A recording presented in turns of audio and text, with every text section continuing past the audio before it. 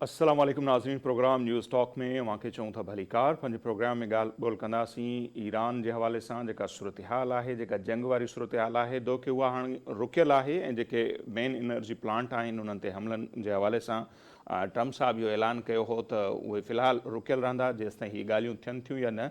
ऐं जेकॾहिं अव्हांखे ॿुधायूं त जेका सूरत हाल आहे उहा इहा आहे त न रुगो जेके नेटो जा इतिहादी उहे डोनाल्ड ट्रम्प खां अमरीका खां परे थींदा पिया वञनि, पर उन सां गॾोगॾु उतां जेका अवाम आहे, उतां जेके माण्हू आहिनि, बादशाह जे ख़ात्मो घुरिजे ऐं हीअ बादशाह जो दौरु नाहे, उन नारे सां असां ॾिसूं पिया त उते हिकिड़ी तहरीक जी शुरूआति थी चुकी आहे ऐं तहरीक जो टियों मरहलो हो गुज़िरियल ॾींहुं। ऐं अमरीका जे मुख़्तलिफ़ रियासतुनि में एहतजाज कया विया आहिनि ऐं वॾे तादाद में माण्हू ॿाहिरि निकिता आहिनि ऐं कुझु दावा आहे त तक़रीबन सॼे अमरीका जो जेकॾहिं ज़िक्र कजे त 70 लख यानी 7 मिलियन जे लॻभॻि जेके माण्हू आहिनि उहे रोडनि ते आया आहिनि। सो इहो एहतजाज छा इन जंग खे रोकराए सघंदो, उन एहतजाज जो ट्रम्प सरकार ते कहिड़ो असरु पवंदो, अॼु प्रोग्राम में पाण उनखे सम्झण जी कोशिशि कंदासीं। गॾोगॾु जेकॾहिं असीं ॾिसूं त डोनाल्ड ट्रम्प ॻाल्हियूं बि चाहे थो, गॾोगॾु धमकियूं बि ॾिए थो ऐं पंहिंजो जेको उनजो इरादो आहे उहो बि हू ज़ाहिर करे पियो। त फाइनेंशियल टाइम खे जेको ताज़ो उन्हनि इंटरव्यू ॾिनो आहे उन में डोनाल्ड ट्रम्प सिधी रीति इहो चयो आहे त उन्हनि खे ईरान जो तेल घुरिजे थो ऐं ज़रूरत पवण ते जेको जज़ीरो आहे, ॿेट आहे, खार्ग, उन ते बि असीं कब्ज़ो करे सघूं था। हाणे उहे सभु उहे ॻाल्हियूं आहिनि जेके डे वन खां थियूं पिए त अमरीका ईरान ते जंग छो मड़ी आहे ऐं एटमी हथियार बहानो आहे, बिल्कुलु ईअं जीअं इराक वार दौरान हथियारनि जो बहानो कयो वियो, इराक जो तेल उन्हनि खे घुरिबल हो। हाणे डोनाल्ड ट्रम्प पाण पंहिंजे इंटरव्यू में चवे थो, जेको फाइनेंशियल टाइम खे ॾिनो आहे, त असांखे ईरान जो तेल घुरिजे थो ऐं नारो पहिरियों कहिड़ो लॻायो वियो त भई असां जेको आहे सो उन जा एटमी हथियारनि जी सलाहियत ख़तमु करणु चाहियूं था। बहरहाल हीअ जेका समूरी सूरत हाल आहे, गॾु जेकॾहिं पाण ॾिसूं था त इस्लामाबाद में 4 मुल्कनि जे परॾेही वज़ीरनि जो इजलास बि थियो ऐं पाकिस्तान काफ़ी पुरुमीद आहे त ॻाल्हियूं थींदियूं ईरान ऐं अमरीका जी क़यादत विच में, पाकिस्तान जी मेज़बानी कंदो ऐं सऊदी अरब हुजे, तुर्की हुजे, मिस्र ऐं ॿिया मुस्लमान मुल्क ऐं चीन उन में पाकिस्तान जी सपोर्ट कंदा। सो हिन समूरी सूरत हाल ते ई पाण ॻाल्हि ॿोल कंदासीं। अॼु जे प्रोग्राम में अमरीका मंझां सीनियर तज्ज़े निगार आहिनि असद हसन साहब, उहे असां सां वीडियो लिंक ते मौजूदु आहिनि। सो असद हसन साहब खां ही समूरी सूरत हाल पाण सम्झण जी कोशिशि कंदासीं। असद हसन साहब, बहुत शुक्रिया सर, आपने हमारे लिए वक्त निकाला। सबसे पहले तो सर आपसे ये समझना चाहेंगे, ये जो एहतजाज चल रहे हैं अमेरिका में, हम देख रहे हैं गालबन ये उनकी तीसरी लहर थी जो एक दिन पहले हुई और बहुत ज़्यादा लोग निकले, जो विजुअल्स हम देख रहे हैं वीडियो।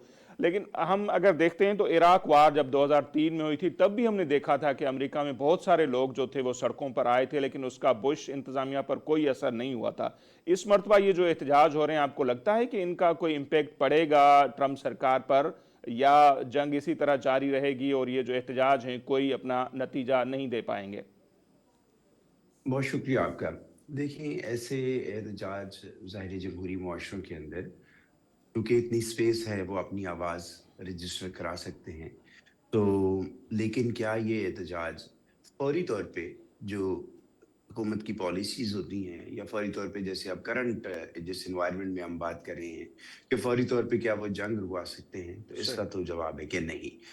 इसका इम्पैक्ट क्या होता है? ऑफ कोर्स फिर एक एंगर, एक नाराज़ी, उसका इज़हार जो है वो पब्लिक अपने वोट के ज़रिए करती है और ये फ़ियर्स जो हैं वो यहाँ पे मौजूद हैं कि फिर नवंबर का जो इलेक्शन होगा, मिड टर्म इलेक्शन, जिसमें प्रेसिडेंट के लिए बहुत ज़रूरी है कि वो अपने कांग्रेस के दोनों जो ऐवान हैं, सेनेट है और लोअर हाउस है, जिसको यहाँ पे हाउस ऑफ रिप्रेजेंटेटिव कहते हैं, कि वहाँ पे वो अपनी मेजॉरिटी बरकरार रख सके, तो वो खतरे में पड़ सकती है।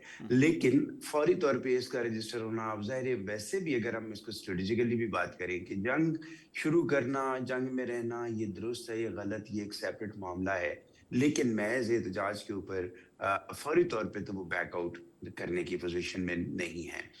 वो ज़रूर ये वार्न कर रहे हैं, वो ईरान से कह रहे हैं कि अगर फौरी तौर पे हमारे दरमियान कोई जो डील है वो नहीं वजूद में आती तो फिर हम मैक्सिमम अपनी पावर जो है वो यूज़ करेंगे और इसके अलावा जो उनके जो वाइटल फैसिलिटीज़ हैं ईरान के अंदर, वो एनर्जी सेक्टर में हैं, تو ان کو ہم ڈسٹرائے کر سکتے ہیں. ساتھ ساتھ آج پریزیڈنٹ ٹرمپ جیسے آپ نے اپنے انٹرو میں کہا ہے, انہوں نے خرق آئلینڈ کو بھی اپنے کنٹرول میں لینے کا ایک بار پھر اندیا دیا ہے کہ ہم یہ کر سکتے ہیں, اور ہم اس کے لیے اپنے فوجی جو ہیں وہ بھی بوٹس آن گراؤنڈز جی وہ ہو سکتے ہیں.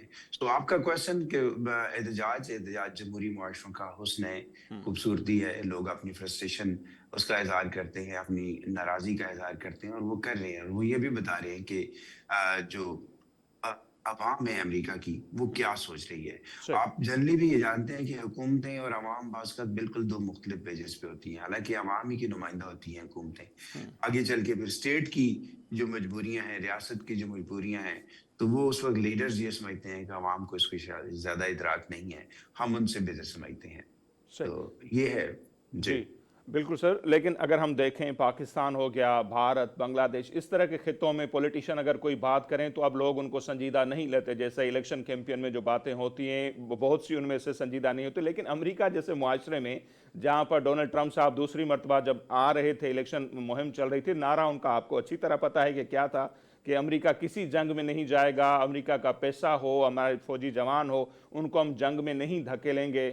گریٹ امریکہ اگین کا نعرہ تھا. تو ایک مطلب ہم دیکھتے ہیں کہ اتنا عرصہ بھی نہیں ہوا تو انہوں نے جتنی جنگیں چھیڑ دی ہیں, تو اس کے بعد جو وہاں کے لوگ ہیں, ہمارے جیسے لوگ تو چلو الزام بھی لگتا ہے کہ بریانی کی پلیٹ اور یہ وہ اس پر ووٹ دیتے ہیں, وہاں پر تو دوسری صورتحال ہے نا بالکل.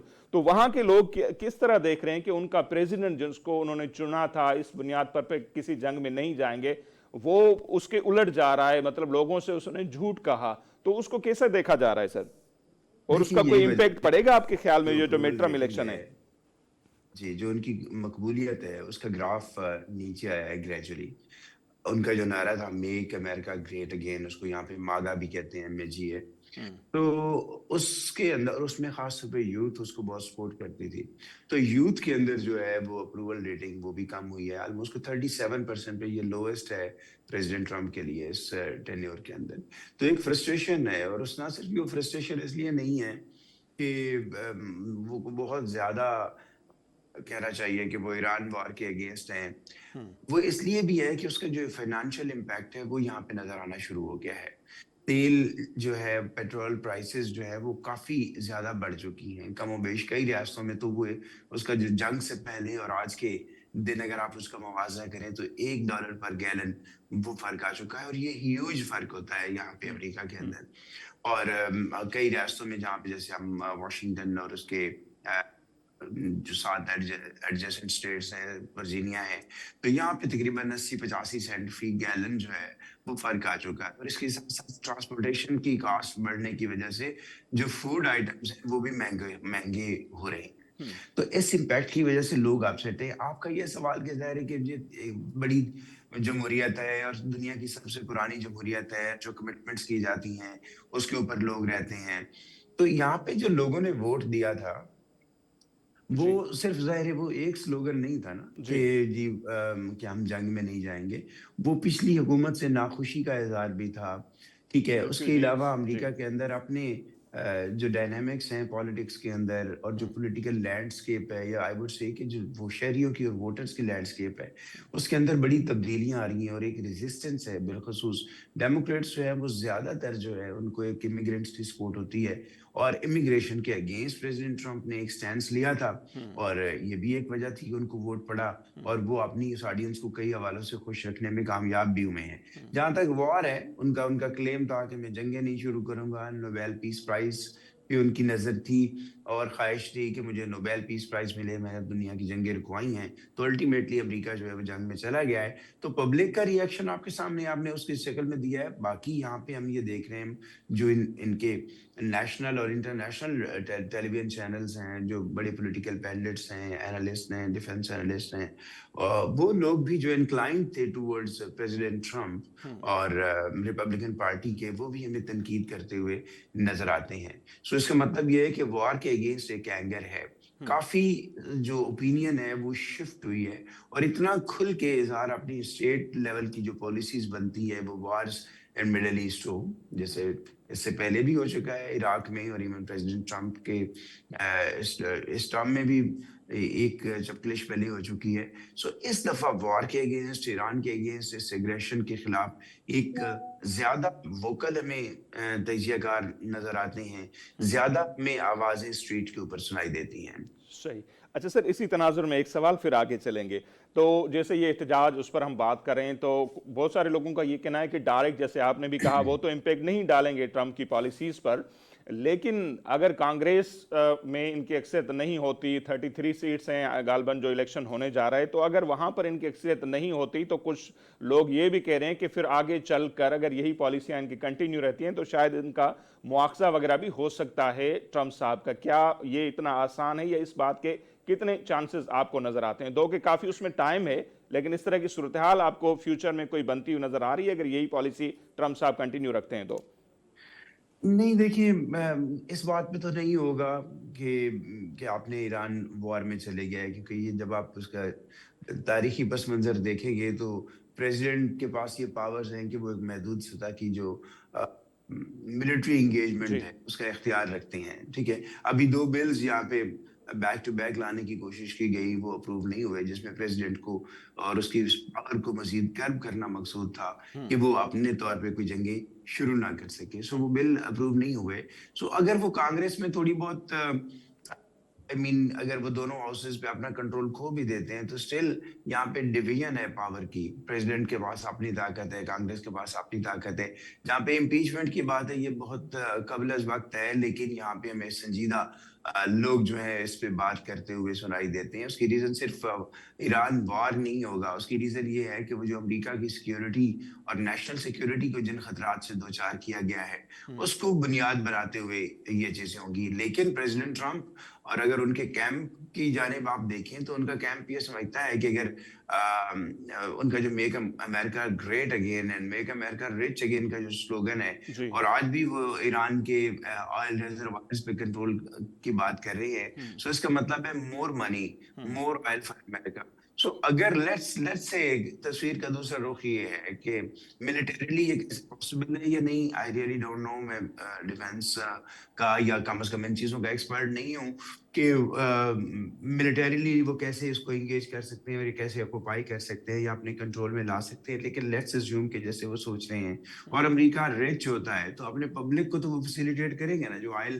$5 کے قریب یا اس وقت 4 پلس ہو چکا ہے، اگر وہ 2.5-3 پہ آ جاتا ہے تو لوگ کمپنسیٹ ہوں گے بہت سارے حوالوں سے، اور ان کی جو باقی پالیسیز ہیں معاشی، اس میں وہ فیسیلیٹیٹ کر سکتے ہیں اپنے لوگوں کو. پر دیکھنا ہوگا کہ لوگوں کا ریئیکشن تو کیا ہے. اسد صاحب چاہے وہ رچ پھر اس بنیاد پر ہو کہ جب چاہے آپ وینزویلا کے پریزیڈنٹ کو اٹھا لیں، اغوا کر لیں، ان کے پیٹرول پر قبضہ کر لیں، پھر اسی طرح عراق پہ جو کچھ ہوا اب ایران پہ ہو رہا ہے، تو مورل ویلیوز کیا ہوں گی پھر؟ امریکنس وہ وہی دیکھیے بات کہ امریکہ اصول، مطلب آپ جو کی بات چاہیے درست بس ہے. ہمارے لیے، پھر جس ملک پہ چاہے ہم قبضہ کر کے ان کے وسائل حاصل کر لیں اور وہ ان کے لیے جائز ہوگا، کوئی انٹرنیشنل قانون، کوئی اخلاقیات، کوئی لوگ مطلب وہ اس سے نہیں پوچھیں گے؟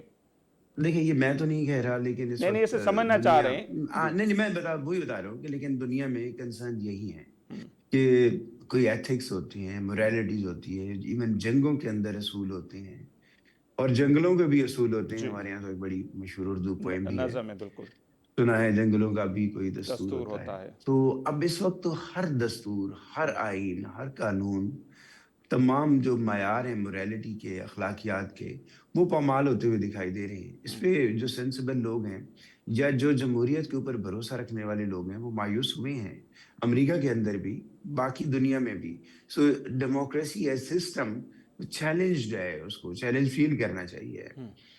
تو یہ مسائل تو ہیں. اپنی جگہ آپ نے بالکل درست کہا، آپ کا سوال بہت جنرل ہے، اور یہ ایتھیکل پریکٹس یہ نہیں ہے، مورل پریکٹس نہیں ہے. امریکہ کے اندر بھی کرٹیسزم ہے کہ آپ نے کیسے کسی ایک ملک کے پریزیڈنٹ کو آپ وہاں پہ جا کے ایک آپریشن کرتے ہیں اور اٹھا کے لے کے آتے ہیں. آپ نے غالباً ایران کے بارے میں بھی یہ سوچا تھا. اب نیکسٹ ٹائم آپ بار بار کہہ رہے ہیں کہ next in line is Cuba. تو اس پہ لوگ خوش نہیں ہیں، لیکن کیا کیا جائے، مائٹ از رائٹ. اس وقت تو مجھے یہ لگتا ہے کہ طاقت اپنی زبان بول رہی ہے، اور جن کے پاس طاقت ہے وہ بول رہے ہیں. ایک بات البتہ یہ ضرور ہے، وہ کہتے ہیں کہ میں نے پہلے بھی کسی پروگرام میں کہی ہے کہ دنیا میں ملکوں کی یا ایون افراد کی، ان کے لیے 2 معیار ہوتے ہیں کہ یا تو لوگ آپ کی عزت کرتے ہیں یا وہ لوگ آپ سے ڈرتے ہیں. اگر آپ کے پاس اسلحہ ہے، آپ کے پاس گن ہے، آپ کے پاس پاور ہے، جب تک آپ اس کا اظہار نہیں کرتے لوگ آپ سے ڈر رہے ہوتے ہیں، لیکن اگر آپ نے آپ کے پسٹل میں 6 گولیاں آپ نے 4-5 چلا دی ہیں تو اس کے بعد آپ کا ڈر ختم ہو جائے گا. صحیح. آپ نے اپنی ملٹری پاور جو ہے وہ شو کر دی ہے. تو اب جو کم و بیش سچویشن یہ رہ گئی ہے کہ اب لوگ کہتے ہیں کہ جی وہ امریکہ کی عزت بھی نہیں کرتے اور امریکہ سے ڈرتے بھی نہیں ہیں. یہ بات کہنا چاہیے کہ تشویشناک ہے. بہت سارے جو سوچنے والے حلقے ہیں، بہت سارے جو پالیسی میکرز یا ان کے سراؤنڈنگ میں جو لوگ ہیں، تھنک ٹینکس ہیں، وہاں پہ یہ چیزیں ڈسکس ہو رہی ہیں. اور بالکل آپ وجہ فرما رہے، وہ C-35 جو جس کے بڑے دعوے تھے اس کا کیا ہوا، وہ جو بحری جنگی جہاز بھیجے تھے ان کا کیا ہوا، یونان جانا پڑا کس وجہ سے، اور وہ جو سارا ایئر ڈوم سسٹم اسرائیل میں تھا، انٹرسیپٹر تھے، جو کچھ ہوا، باقی آپ وجہ فرما رہے ہیں کہ وہ جو ایک خوف کا ماحول بنایا ہوا تھا امریکہ نے جی یا ہاں. اسرائیل نے، وہ سارا تو بہہ گیا. ایران جیسے ملک نے اڑا دیا تو پھر آگے پھر چین ہے، پھر رشیا ہے، بہت سارے معاملات ہو سکتے ہیں. ٹھیک. اچھا سر، اب بات کرتے ہیں یہ جو جنگ والی صورتحال ہے، جیسے آپ نے شروع میں بھی کہا کہ ٹرمپ صاحب نے ابھی جو ان کی اسٹیٹمنٹ چل رہی ہے اس میں انہوں نے سیدھا کہا ہے کہ یا ایران بات چیت کی طرف آئے یا پھر جو ان کے انرجی کے بڑے بڑے پلانٹ ہیں یا وہ ساری چیزیں ہم ان سب کو اڑا کے رکھ دیں گے. تو آنے والے دنوں میں کیا پھر منظر نظر آ رہا ہے؟ پاکستان اپنی طرف سے کوششیں کر رہا ہے، یہ 4 ملکوں کے وزیر خارجہ کا جو اجلاس ہوا وہ کوششیں اپنی جگہ، تو کیا منظرنامہ نظر آ رہا ہے؟ کوئی بات چیت ہوگی یا صورتحال مزید بگڑ سکتی ہے آپ کے خیال میں؟ دیکھیں بات یہ ہوتی ہے کہ ایک تو اب ظاہر ہے ملکوں کی ایک اسٹریٹجی یا پالیسی ہوتی ہے، اور اس کے اوپر پھر آپ کے جو انڈیویجول ہیں، یعنی جو ہیڈ آف اسٹیٹس ہیں امریکہ کے حساب سے آپ دیکھیں تو پریزیڈنٹ ٹرمپ ہیں. انفارچونیٹلی پریزیڈنٹ ٹرمپ کے اوپر ایک کریٹیسزم امریکہ میں یہ بھی ہو رہا ہے کہ وہ صبح کوئی بات کرتے ہیں، دوپہر میں کوئی ان کا بیان بدل جاتا ہے، شام میں اس کا اور ٹوٹلی ایک مختلف بات سامنے آ جاتی ہے. آپ ایران کے ساتھ بڑے آپٹمسٹک ہیں کہ ہماری انگیجمنٹ چل رہی ہے، ایران ڈینائی کرتا ہے کہ ہماری تو کوئی انگیجمنٹ نہیں ہے. آپ کہہ رہے ہیں بہت جلد اچھے نتائج آئیں گے، ایران کہہ رہا ہے کہ ہم تو ریڈی ہیں، آپ اگر یہاں پہ اپنے فوجی زمین پہ اتارتے ہیں تو ہماری پاسداران انقلاب اس کا انتظار کر رہے ہیں. ٹھیک ہے. تو آئی ڈونٹ نو کہ اب یہ محض تھریٹ ہے، ان کے پاس اس کا ایک باقاعدہ کوئی عملی شکل ہے اپنے فوجی وہاں پہ اتارنے کے لیے اور خاک آئلینڈ کو کنٹرول کرنے کے لیے. یہ تو آگے چل کے اندازہ ہوگا. اپیرنٹلی ابھی تک بہت سارے لوگوں کو یہ کہتے ہوئے سنا ہے تجزیہکاروں کو کہ یہ آسان نہیں ہوگا اور بوٹس آن گراؤنڈز کی ایک پھر بڑی پولیٹیکل پرائس بھی ہوگی. امریکی لوگ، امریکہ کے عوام اپنے شہریوں کی جان، اپنے فوجیوں کی جان مال، اس کے لیے بہت حساسیت رکھتے ہیں، بہت سینسٹیوٹی رکھتے ہیں. اور ایک ایسی جنگ جس کے بارے میں یہ خیال بہت پختہ ہوتا جا رہا ہو کہ اس کے پیچھے اسرائیل ہے، وہ امریکہ کی براہ راست جنگ نہیں ہے. اور اسرائیل جو ہے وہ پچھلے 30-40 برسوں سے مختلف امریکی صدور کو وہ کنونس کر رہا تھا کہ ہم ایران کے اوپر یہ ایڈونچر کر سکتے ہیں، اور وہ کنونس نہیں ہو رہے تھے. اور پھر پریزیڈنٹ ٹرمپ جو ہے وہ بیٹھے ایک رات یہ فیصلہ ہو جاتا ہے، ایران کے اوپر اٹیک ہو جاتا ہے. تو اس پہ ان کو مورد الزام بھی ٹھہرا رہے ہیں کہ آپ نے اسرائیل کی جنگ کو اپنی جنگ کیسے بنا لیا، اور اسرائیل کی جنگ کے اوپر آپ بلینز آف ڈالر روزانہ کے حساب سے کیسے اسپینڈ کر سکتے ہیں. اس کا جو امپیکٹ ہے وہ قابل برداشت نہیں ہے بہت سارے لوگوں کے لیے، اور اس کا پھر ری ایکشن جو ہے وہ سامنے آ رہا ہے. تو یہ ہے، اب دیکھیں محض پریشر ٹیکٹکس ہیں یا واقعتاً ان کے پاس کوئی ملٹری پلان ایسا ہے جس کے ذریعے وہ خرق آئلینڈ کو اپنے کنٹرول میں لے سکتے ہیں. ابھی تک کی جو مزاحمت ہمیں ایران کی جانب سے سامنے آئی ہے، پاسداران انقلاب کی جانب سے جو مزاحمت ہمارے سامنے آئی ہے، اس میں اپیرنٹلی یہ لگتا ہے کہ یہ اتنا آسان کام نہیں ہوگا. اس کی بہت بڑی پرائس ہے، اس کی فائنینشیل پرائس ہے، اور سب سے بڑی اس کی ہے کہ ہیومن لائفز کی شکل میں پرائس ہے.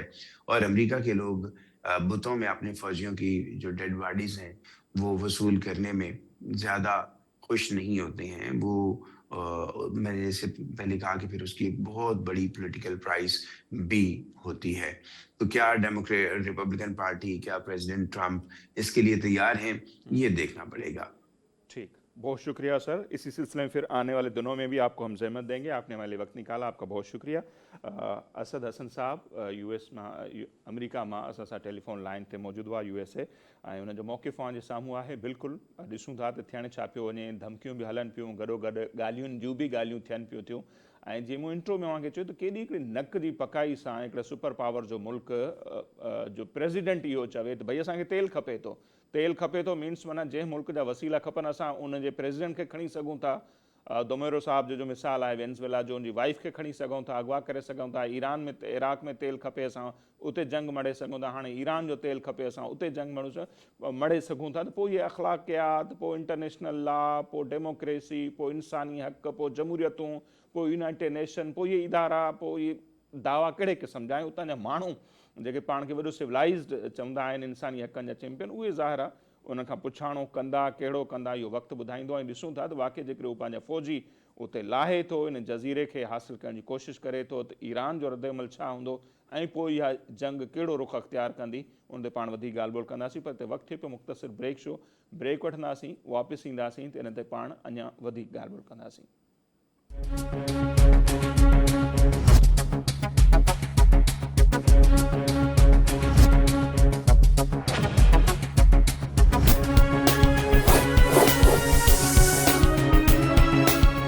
जी नाज़िम, ब्रेक खां पोइ हिकु भेरो ॿीहर तव्हांखे चऊं था भलीकार ईरान ते मढ़ियल जंग जे हवाले सां ई पाण ॻाल्हि ॿोल करे हुआसीं। उन ते वधीक ॻाल्हि ॿोल कबी। इस्लामाबाद वञा सीनियर सहाफ़ी, तज्ज़ियनिगार, एंकर पर्सन अब्दुर्रज़ाक खट्टी साहब जेके आहिनि उहे असां सां मौजूदु आहिनि। खट्टी साहब तमामु घणी महिरबानी, अवां असांखे वक़्तु ॾिनो। कीअं था ॾिसो खट्टी साहब, ही हिकिड़े पासे पाण ॾिसूं पिया जंग बि हले पई, ॿिए पासे अमेरिका में वॾे तादाद में माण्हू जेके आहिनि सो बादशाह जे ख़ात्मे या ही बादशाहत न आहे, ॿिया तमामु घणा स्लोगन खणी ट्रंप जे ख़िलाफ़ु रोडनि ते बि आहिनि। ऐं अॼु जेके ट्रंप साहब जा बयान आया आहिनि, ऐं ज़ाहिर उहे त मिंटनि जे हिसाब सां उहे बयान ॾियनि था, उन में हिकिड़े माना जंहिंखे चइजे त वॾी नक जी पकाई सां उहे चवनि पिया त असांखे हर हाल में ईरान जो तेल खपे। पोइ उन सिलसिले में असांखे इन ख़ार्क बंदरगाह ते कब्ज़ो करिणो पियो त असां इहो बि कंदासीं, ईरान वटि वक़्तु घटि आहे ॻाल्हियूं करे, अदरवाइज़ असां पंहिंजा फ़ौजी पिया लाहियूं। त पोइ इहा मोरल अख़लाक़ियात ॿियो टियों केॾांहुं वई, इहो जेको ढकोसलो हिकिड़ो ड्रामो या कूड़ ॻाल्हायो त असां जोरी हथियारनि जे ख़ात्मे जे लाइ पिया वञूं, ईरान ते जंग मढ़णु, जीअं इराक जे लाइ चयो वियो, हू त सिधो ॿुधाइनि पिया त असांखे त भई ईरान जो तेल खपे थो ऐं उहो हर हाल में असां हासिलु कंदासीं। महिरबानी नसीर साहब, असल में इहो त शुरू खां अमेरिका जी पॉलिसी रही आहे त उहो को न को बहाना ठाहे असल में उनखे वसीला खपंदा आहिनि। पर तव्हां जेकॾहिं इन जी जेका जंगी तारीख़ ॾिसो, उनमें बि असां ॾिसूं था त उनजी जेका यानी ज़मीनी फ़ौज आहे उहा जिते बि लथी आहे त ही तमामु घणो जेको आहे सो बेइज़त थी उतां निकितो आहे। पोइ वियतनाम हुजे, अफ़गानिस्तान हुजे, इराक हुजे, बिल्कुलु सो इहे असां वटि मिसाल आहिनि। पर हाणे ही जेका जंग हुई बुनियादी तौर ते जेका ईरान वारी, मूंखे इन में हैरानगी इहा लॻे थी त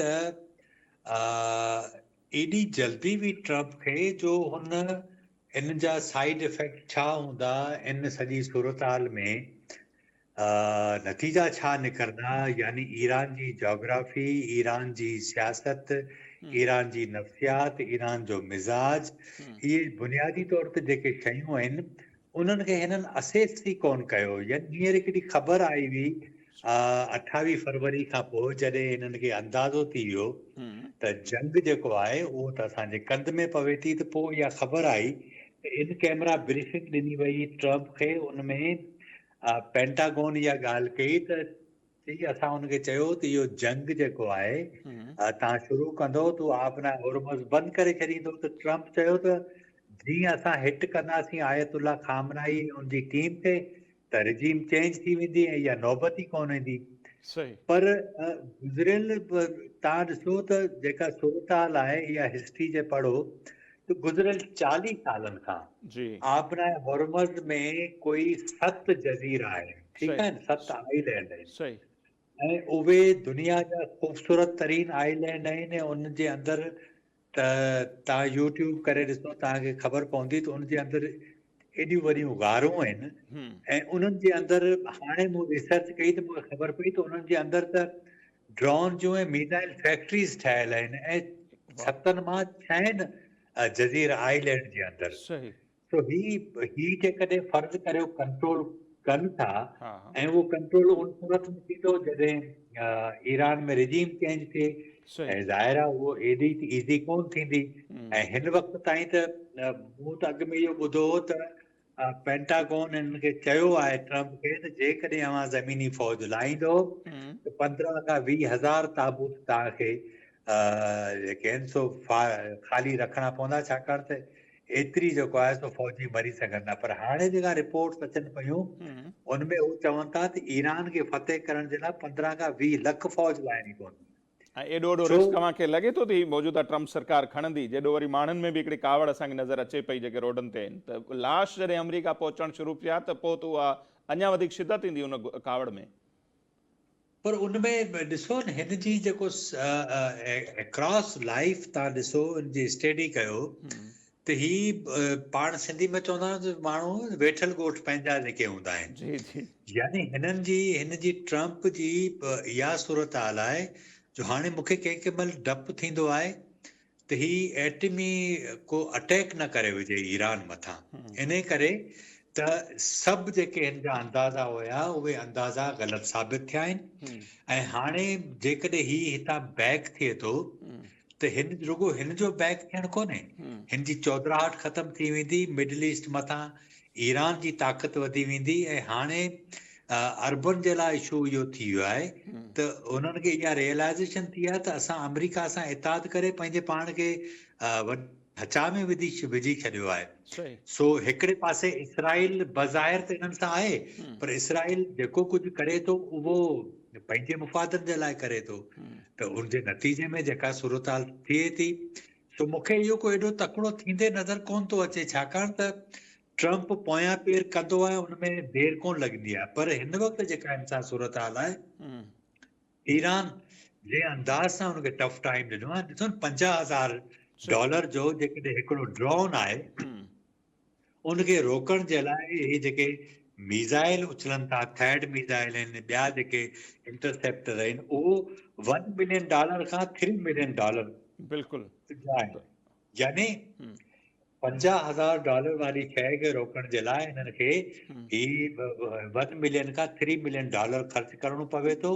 हाणे RUSI जी जेका रिपोर्ट आई आहे, थिंक टैंक आहे बर्तानिया जो, उन चयो त हिननि वटि ज़ख़ीरा इंटरसेप्टर ख़तमु पिया थियनि, उहे आहिनि कोन।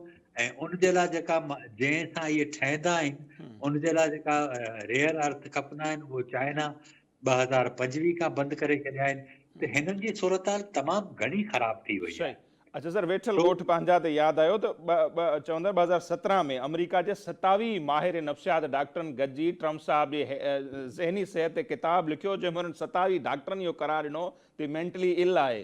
पर वरी असां ॾिठोसीं उन्हनि जे माण्हुनि उनखे चूंडियो आहे, त हाणे हीउ जेको हिकिड़ो ज़हनी मरीज़ माण्हू आहे त इहो किथे दुनिया खे एॾे वॾे ॾचे में विझी सघे थो पंहिंजी अना जी तस्कीन जे लाइ। त ॾिसो असां फ़तेहयाब थियासीं, जंहिं तव्हां इशारो कयो पिया।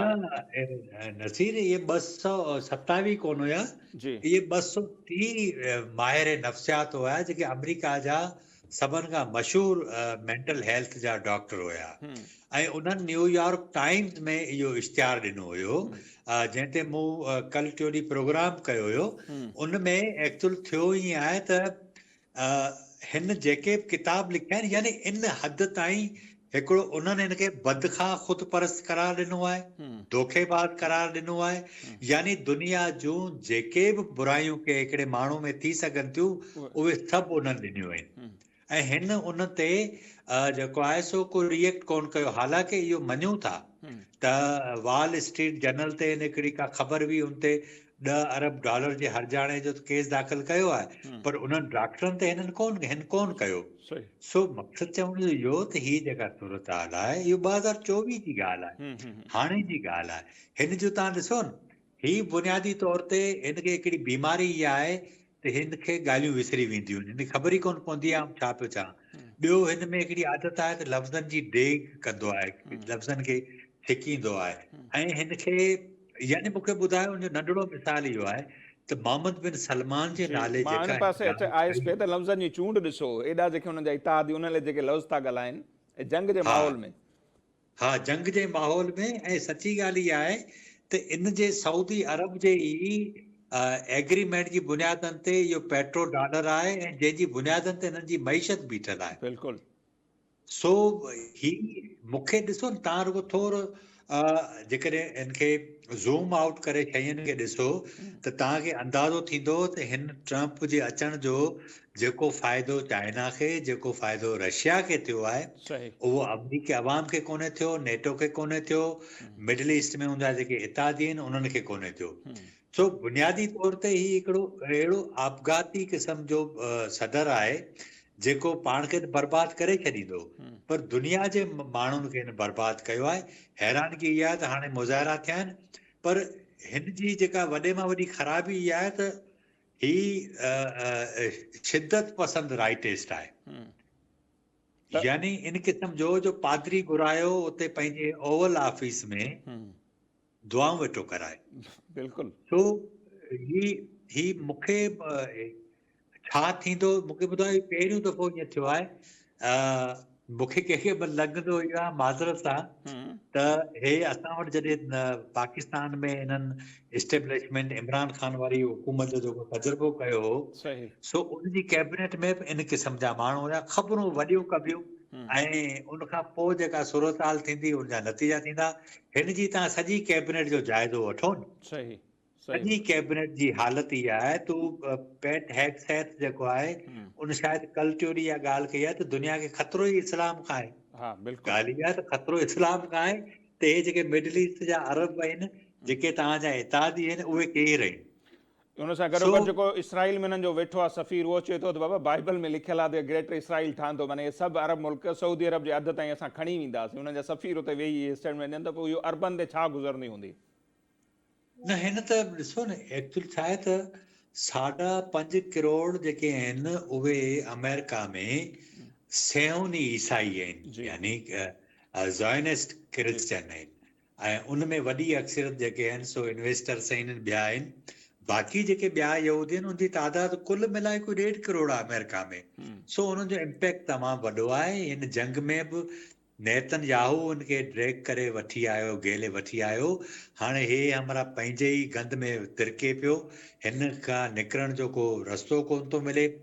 पाकिस्तान ज़रूरु कोशिशि कई आहे उनखे को फेस सेविंग ॾियारण जी, पर अॼु जेके शयूं रिपोर्ट थियूं आहिनि त जेको आबनाए हुरमुज़ आहे उनजे लाइ को कंसोर्शियम ठहे।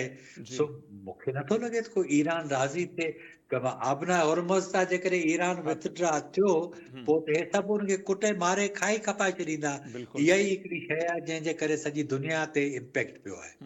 अरबनि जो सॼो कारोबार तबाह थी वियो आहे, ऐं सॼी उनजा जेके अरबस्त हिन में सॼो अरब कंट्रीज़ में जेके बेसिस आहिनि उहे सभु ख़ाली थी विया आहिनि अमेरिका जा। सो इनजे ई करे थियो आबनाए जे करे हे सभु शयूं आहिनि। सो इहो मूंखे नथो लॻे त को ईरान हिते बीहंदो, ऐं ईरान 6 महीननि जी जंग करण जे लाइ तयारु आहे। उन वटि मरण खां सवाइ ॿियो रस्तो ई कोन्हे। जंहिं माण्हू वटि मरण खां सवाइ रस्तो न हुजे उन सां विढ़णु तमामु घणो ॾुखियो थींदो आहे। फासी असल में अरब विया आहिनि। इसराइल खे पंहिंजी ग्रेटर सॼे उन ते एजेंडा ते हलणो आहे, पर अल्टीमेटली सॼो मामिलो जेको आहे उहो ट्रंप जी मिड टर्म इलेक्शन जो आहे। अक्टूबर में नेतनयाहू जी इलेक्शन जो आहे। हिननि रुगो पंहिंजी सियासी बका जे लाइ पंहिंजनि मुल्कनि खे दाव ते लॻाए छॾियो आहे। सही। अच्छा सर, ही जेके पाण जीअं ॿुधायूं पिया त एतिरा साइकाट्रिस्ट उन्हनि डॉक्टरनि जी रिपोर्ट, उनजा अमली क़दम ट्रंप साहिब जा, त इन फ्यूचर छा था ॾिसो? माण्हू त इहे बि कनि था, जीअं मिड टर्म जी ॻाल्हि कई त इहे सीटूं जेकॾहिं हिननि जे मुख़ालिफ़ पार्टी लाइ वञनि थियूं हलियूं त पोइ चवंदा त हिनखे नेशनल सिक्योरिटी थ्रेट करार ॾेई या हिन जो मुआवज़ो जंहिंखे पाण चऊं था त इहो बि थी सघे थो। अहिड़ो को इम्कान ॾिसो था जो एॾो वॾो लॉस हू मुल्क जो करे थो, पंहिंजा फ़ौजी माराए थो ऐं जेको फाइनेंशियली लॉस करे पियो मुल्क जो, त इन जो को इम्कान फ्यूचर में नज़र अचे थो? तारीख़ त कोन्हे अहिड़ी का, पर इन जो को इम्कान? हाणे जा ॿ पहलू आहिनि। हिकिड़ो त इहो आहे त दुनिया में जेको पॉपुलिस्ट रवैयो आहे जैन ज़ी वारो या जेके ॿिया आहिनि जेके तक़रीरनि ते हिरकी वञनि था ऐं मुस्तक़ी मिज़ाज न गाॾी ॾियण आहिनि। वारे खे ताक़तवर सम्झनि था उन्हनि खे। सो इहो रवैयो त आहे पंहिंजी जाइ ते, पर हिन खां वॾियूं ग़लतियूं थियूं आहिनि। हिन अचण साण 3-4 कम कया। हिकु त यूनाइटेड नेशन खे कमज़ोर करण जी कोशिशि कई। वॉइस ऑफ अमेरिका समेत जेके यूएस एड जा इहे इदारा उहे हिन बंदि कया, ऐं जेके डायस्पोरा हुया अमेरिका में रहनि था, तारकीन वतन आहिनि, उन्हनि खे हिन तंग कयो।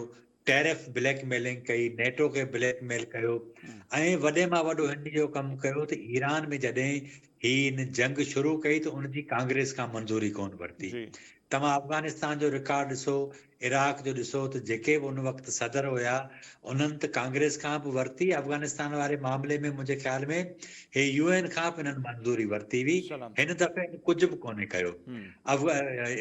फ़लस्तीन में जेको कुझु थियो पिए उन खे UN जे मार्फत हल करण जे हिन बोर्ड ऑफ पीस ठाहियो पंहिंजी सरबराही में। इनखे उहो टेक्निकल आराम पई था कनि न, चवंदा ही जंग आहे ई कोन्हे, महदूद पैमाने जो फ़ौजी कार्रवाई आहे जेको ट्रंप जो अख़्तियार माने कंहिं प्रेसिडेंट जो अख़्तियार आहे, हिते इहो पतो था इस्तेमालु कनि त कांग्रेस न, में ही त 4 ॾींहं वारी कार्रवाई जेका जून में थी हुई गुज़िरियल साल, उहा खणी पाण इएं चई सघूं था, पर ही त प्रॉपर पूरी जंग आहे न।